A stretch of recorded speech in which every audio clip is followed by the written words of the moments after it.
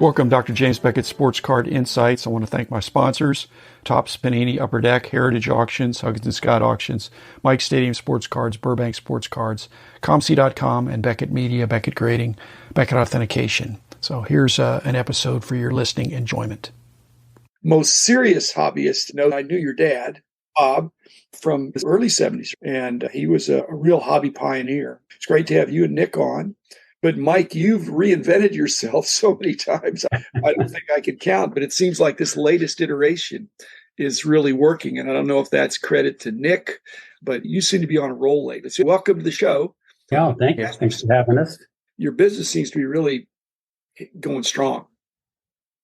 Live case breaking is going through a little change now. There's a lot of streams coming out, a lot of platforms, a lot of people getting into the space. We were lucky enough to be going on almost 10 years now, Nick. Wow. We got in on the right time. We rode that wave up. But getting to that reinventing, when I was still at Topps, I thought about the case breaking because my oldest son, Alex, was trying to start it about 12 years ago, but there was no live element. They did it on eBay, but then they had to send a link and it really didn't work. But I saw the potential, especially with the internet and streaming. Thank goodness Nick jumped on board because he's the brains behind that. Yeah, I think we have a good yin and yang between each other. My dad obviously experiences with owning a card shop in the past. So when we opened our new card shop a few years ago, I learned a lot about the right way to do things in a card shop. And I think the card shop has helped a lot in our breaks because we get a lot of customers coming in and finding out about breaks for the first time. And then they become loyal customers in our breaks, come and pick up the cards. And I think it's vice versa too. A lot of our break customers travel hours to come visit the breakers and pick up some boxes and singles. So it's a good kind of mix between me and my dad's forte. The card shop that your dad would have envisioned or owned, if you go back in time, what you're doing now is pretty different, I think. The modern card shop, you guys have incorporated new elements. Can you talk about that? First off, we actually started the breaking operation first. So we grew into the card shop. We started in the garage. Nick was still in high school. We're breaking. Then we got a small space so we could have high-speed internet. We finally got kicked out of the house. The business was growing.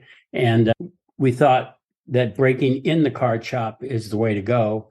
So when we opened up our new shop 3 years ago, we incorporated 3 break studios within the store, activity.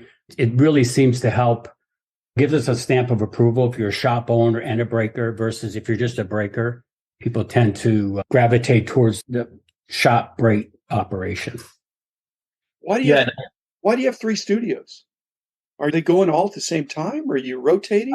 We do Instagram and YouTube at the same time. And we were trying some other platforms, Whatnot, Loop, a few others. So at one point, we had 3 streams going simultaneously, probably streaming 200 hours a week.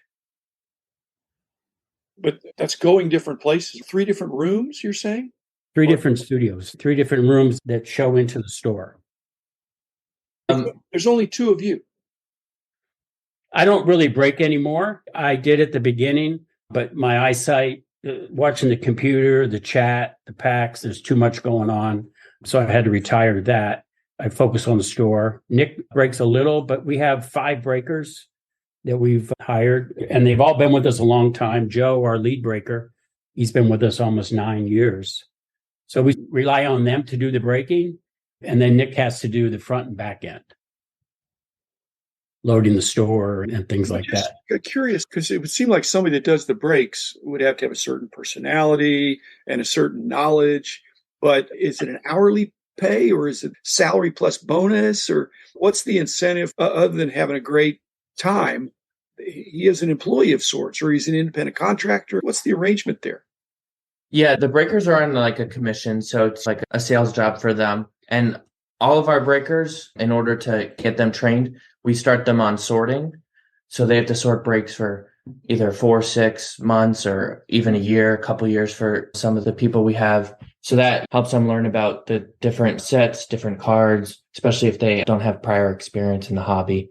So that helps them get to speed on the current state of cards. So do they have to develop their own clientele? Do they have to be marketing to their friends and people that have participated in the past to come to their break? Because it's very competitive out there.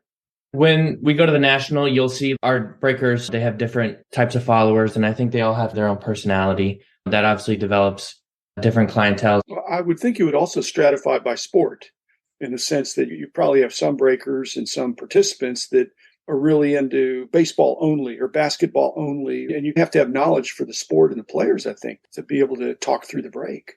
All of our breakers, the number one prerequisite is you have to know modern day sports. You test them? We just talk them through it. All of our breakers have come through word of mouth. A couple of them start out in part-time. They come in the shop, they work. But generally, they have to have a personality too. It doesn't have to be the same personality. There's different, all of our breakers have a different personality. Some are like Joe. Joe treats it like a radio show. He does breaks, this, that. He's got music here and there. And some of the other breakers talk about the cards, really in depth about the cards. A lot of our customers have been around for a long time, which is a testament to we have a good operation. It sounds like your interview process is a lot like what we used to do at Beckett Publications, that gauntlet that you ran through at one point where we take the poor guy out to dinner and pepper him with a bunch of questions and see if they sink or swim. Exactly. We've had some come through interviews and they might be really good with sports, but they just didn't have that personality or that tech savvy also. There's a lot of software to go through during the show, and Nick can tell you that. And you got to be fast and you got to be accurate, and you got to make sure that the customer's having a good time. So no old guys need apply. No, that's not necessarily true. It's Nick's friend. It's not my friend. It is a young person space, although most of our customers are in that 28 to 50 range. Yeah. Young kids, they like to gravitate to the breakers that are a little more spontaneous. And yeah, I would say we gravitate more towards a traditional collector. We do a lot of pick your team breaks. A big Dodgers fan, he wants all the Dodgers cards, he or she, and they buy the Dodgers in all 10 of our cases of, top series too. These big random teams, they're just chasing the big hit. I think we gravitate more towards the collector base, which is good for the hobby. You're sorting all the cards, breaking them down and giving them all the Dodgers, not just the hit. Yeah. Correct. Yeah. I think pretty much 99% of our breaks all card ship. So I love that. I didn't read the fine print one time. When there's trouble, who's the troubleshooter among you two? Ooh. Depending on what the trouble is. If it's technical, it's Nick.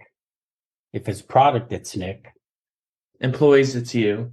Employees, it's me. Yeah. They call me the boss man, even though I sort of just roam around. If it's a customer service issue, Delise, my wife, Nick's mom, also is working there. She does a lot of the customer service. And my daughter, Marin, works with us now. And she does a lot of the social media, customer service. Believe it or not, there are a lot of emails, a lot of questions. Was Nick able to know his grandfather? Because your dad passed away at a relatively young age. Yeah, he was 62. So that would be 1981. He passed. No, none of my kids knew my dad.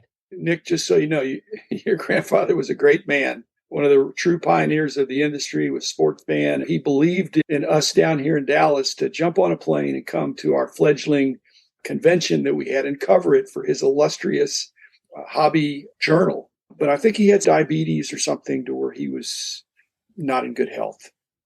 TB also. He had TB. Yeah. Diabetes. So his health wasn't there. But that's one thing that he did enjoy was going to the early shows. And I would man the table and he would walk around and talk to the dealers.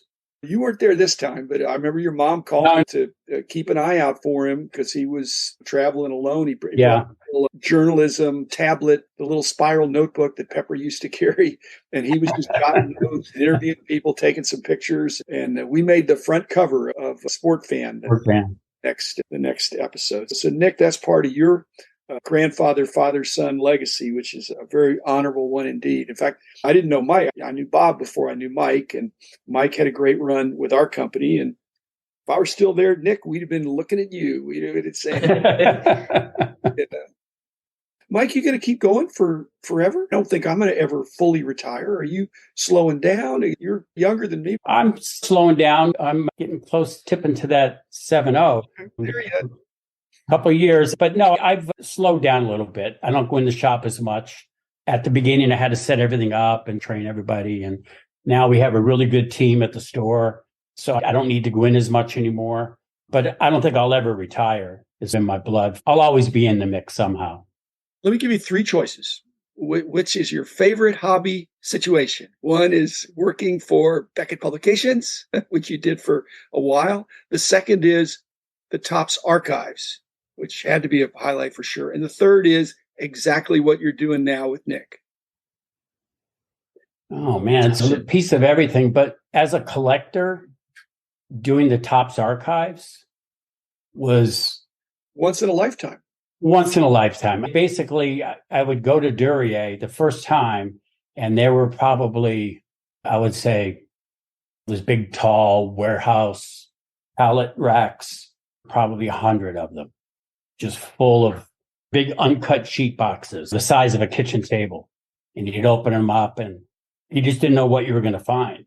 I found tens of millions of dollars worth of items over a course of a dozen years we sold. And the owner of Topps at the time, Arthur Shoren, it was a struggle too, because I wanted Topps to keep these really important items. Right. But Arthur sell it, getting ready to sell the company to Michael Eisner. So he wanted to liquidate. I went through every office, every closet. Arthur took me on a tour all the time to make sure that I took things off the wall that were worth $100,000.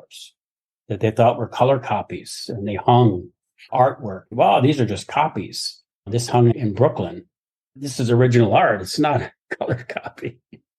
So that probably, as a collector, going through it at the Topps office and having a Topps business card, to me, that was epitome. Although working with my family is great. And when I went to Beckett, it was at the low point in the hobby, the early 90s. And that sort of gave me a different angle, totally different than what I was doing. I did a lot of memorabilia and things. And all of a sudden, I'm in the card world again. But friend-wise and acquaintances, all the guys and gals we worked with at Beckett, we're still all very close, which that was more of a family. Topps was more of a business. Beckett was a family. And now Jaspy is.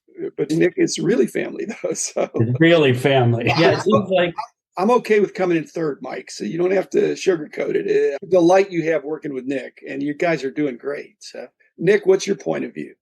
Yeah, it seems the things he teaches me most, things he learned in the hobby, and he tells other employees were things he picked up at Beckett. I don't want to speak for you, but I think that might have been your learning step in just the deeper part of the industry. Yeah. In a lot of companies, they talk about diversity and inclusion and stuff like that. And Mike was our diversity hire.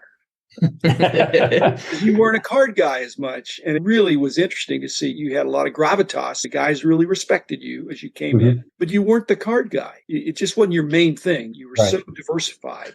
And I think that really helped us take a broader view and get some perspectives we wouldn't otherwise have. That's probably, Mike, the secret for you and Nick in the breaking business. You look at it with a broader view. And you were originally ahead of the curve, and then now it seems like you and Nick have timed it just right.